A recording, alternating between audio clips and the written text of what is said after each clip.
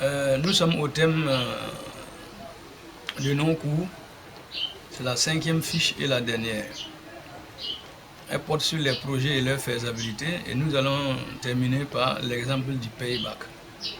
Pourquoi foncer tête baissée dans l'exécution de votre projet alors que vous pouvez réaliser une étude de faisabilité?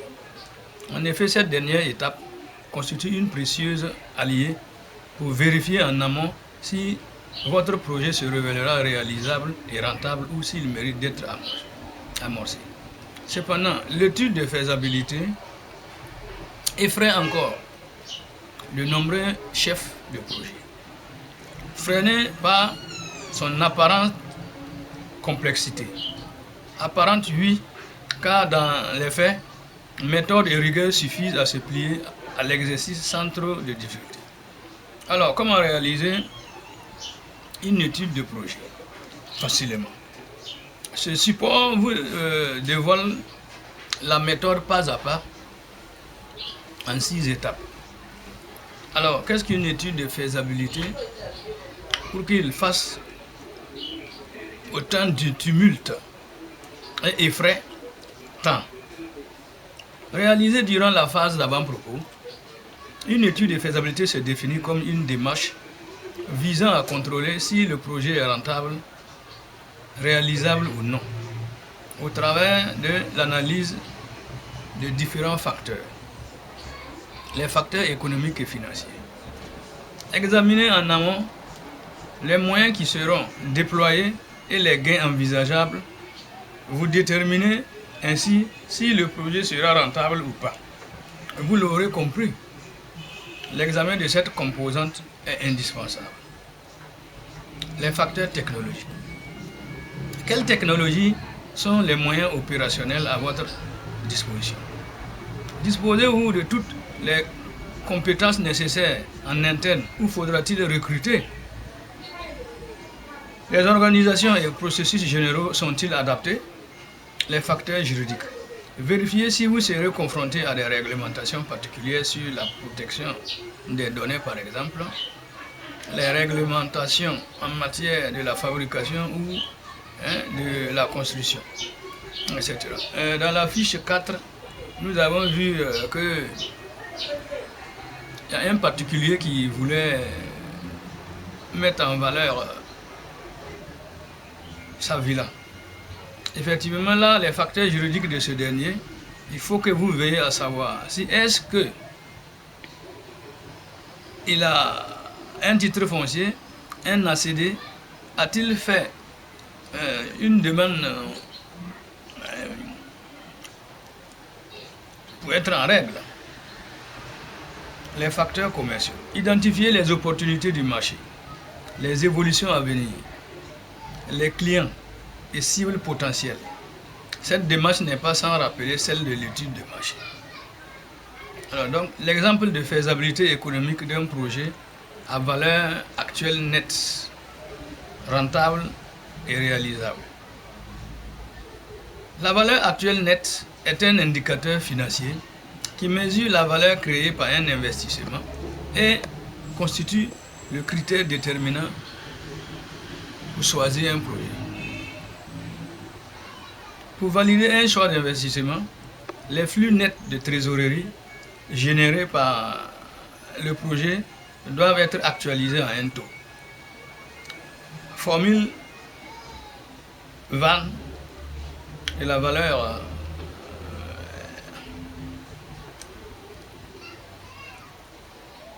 la VAN est une fonction décroissante du taux d'actualisation. Plus le taux est élevé, plus la VAN est faible.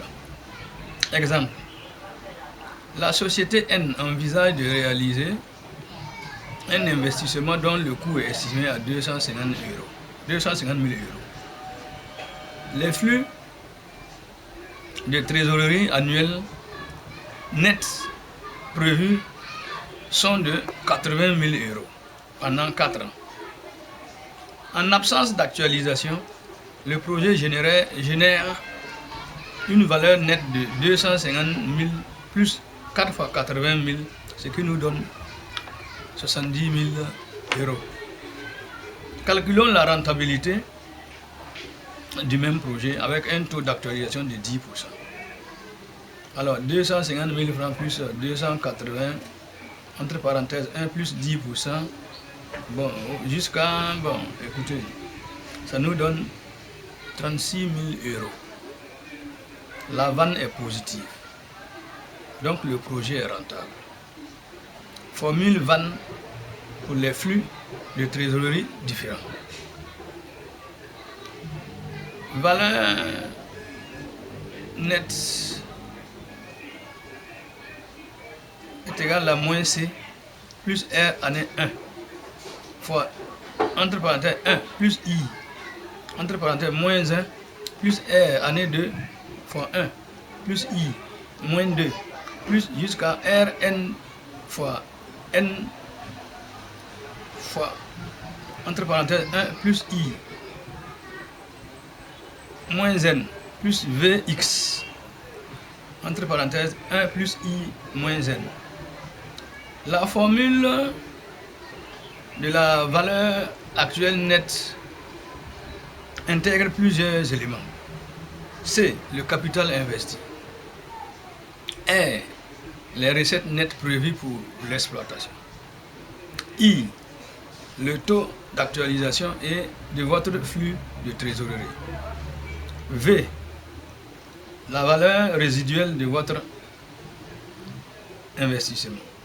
Alors, le capital investi comprend le montant du prix d'acquisition de l'investissement, les frais initiaux liés à l'investissement, frais de recherche et développement, frais de publicité et l'accroissement du besoin en fonds de roulement qui accompagne la réalisation de l'investissement.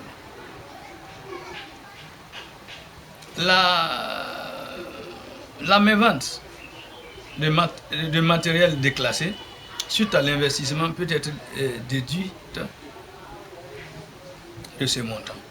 Le taux d'actualisation correspond au taux de rentabilité souhaité par l'entreprise. Il correspond au coût du capital finançant le projet et s'exprimant en pourcentage.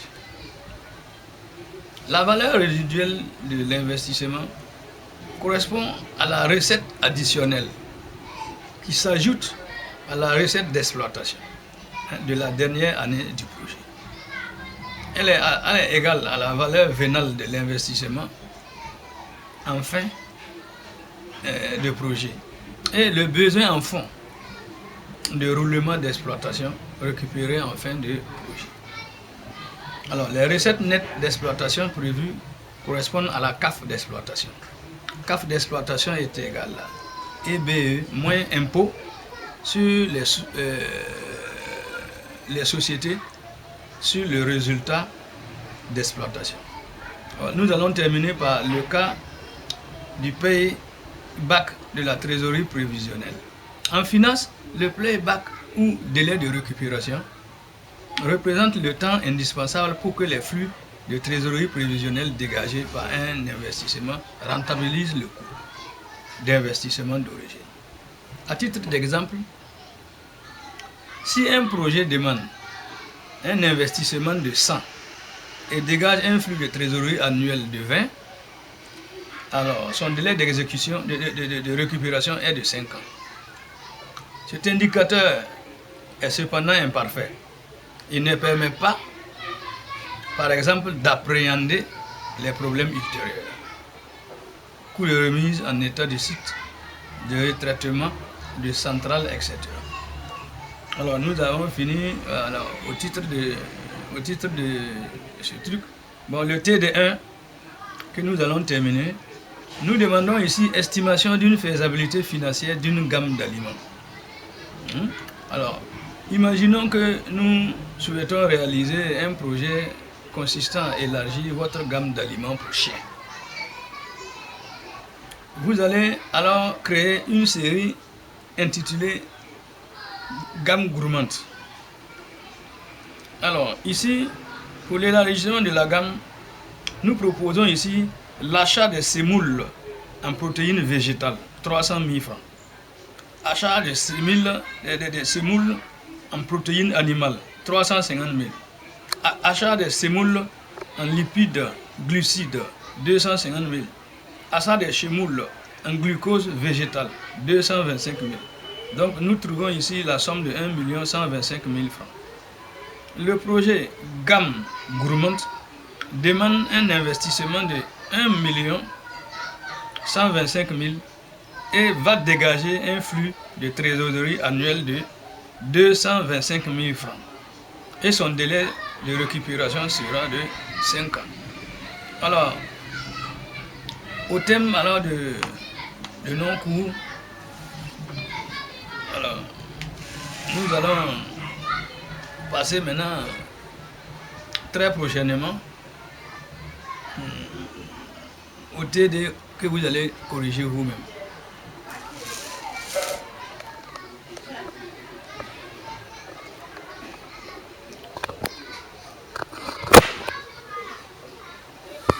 C'est bon, c'est pas bon.